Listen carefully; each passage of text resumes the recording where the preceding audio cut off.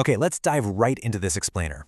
Over the last few decades, the US economy has just completely shapeshifted from its historical roots. It's a massive transformation, and honestly, understanding this shift is basically the ultimate cheat code to figuring out the modern labor market, and more importantly, figuring out where the real opportunities are hiding today. So, here is our roadmap for today. We'll start with Part 1, the new American economy. Then we'll move into Part 2, what we actually make, explore Part 3, the new skills meritocracy, unpack Part 4, tech and creative destruction, and finally, we'll analyze Part 5, the globalization double-edged sword. Let's get to it. All right, let's kick things off with Part 1, the new American economy, a paradigm shift.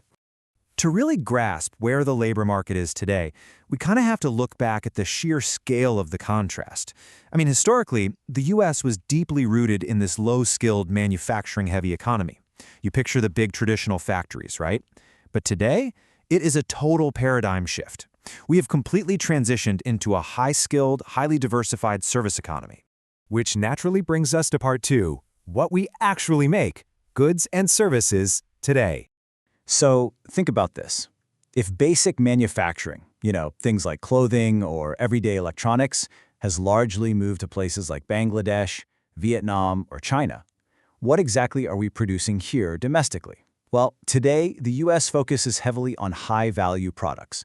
We're talking pharmaceuticals, refined chemicals, really complex capital equipment. But here's the wild part. Our biggest export isn't even physical at all. No. We export logistical know-how, advanced engineering, and top-tier legal and tech consulting all over the globe. Basically, specialized brainpower is the new engine of the economy. And that leads us right into Part 3, the new skills meritocracy, the demand for education. So, the crucial point is that in this modern landscape, your specialized skills absolutely dictate your demand. And the data paints a pretty stark picture here. Just look at the numbers. For workers with a bachelor's degree or higher, unemployment sits at an incredibly low 2.7%. But for folks without a high school diploma, that jumps up to nearly 8.6%. It's a massive gap. It's this new meritocracy where higher education and technical training are basically your entry tickets. And without them, unskilled workers often find themselves trapped in lower-paying service roles. All right, moving right along to Part 4, tech and creative destruction, the engine of change. Now, those specialized skills we literally just talked about, they aren't static. They have to constantly adapt to rapid technological innovation. And this entire cycle is driven by something called creative destruction. It's exactly what it sounds like. It's the process where innovation destroys old industries to make room for newer, much more productive ones.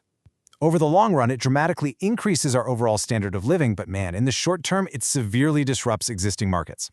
And by the way, this phrase, creative destruction, was famously coined by the economist Joseph Schumpeter.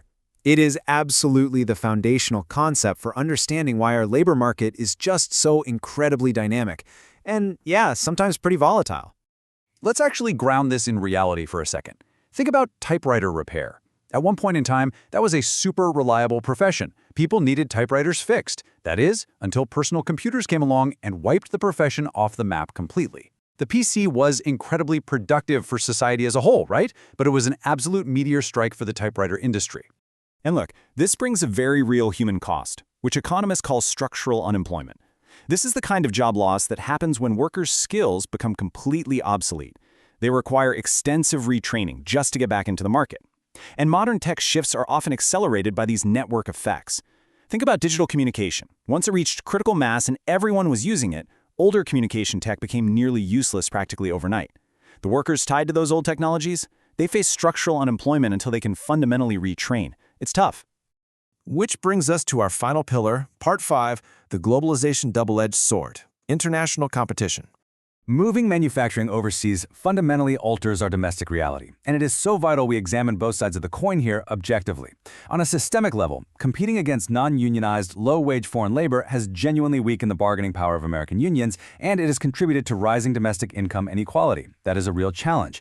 However, on a macro level, globalization provides massive productivity gains that actively subdue domestic inflation, meaning it keeps the prices of things on the store shelves lower than they otherwise would be. It's a deeply complex, competing reality.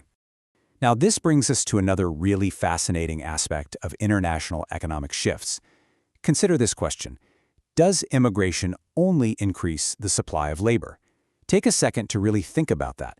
How does immigration actually affect the labor market as a whole? Okay, let's look at the answer. While immigration certainly does increase the supply of labor, that's the obvious part, immigrants also demand goods and services. I mean, they buy groceries, they rent apartments, they pay for everyday services, and all of that economic activity can actually increase the overall demand for labor in the host country to provide those things. So they actively participate on both the supply side and the demand side of the economy.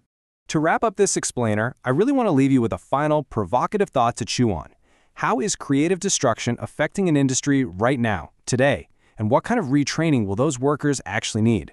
Whether we're talking about the explosion of artificial intelligence or the massive shift to green energy, this cycle is happening right now in our current economy. Take a look around your own industry and see if you can spot it. Thanks so much for diving into the mechanics of our labor market with me, and keep learning.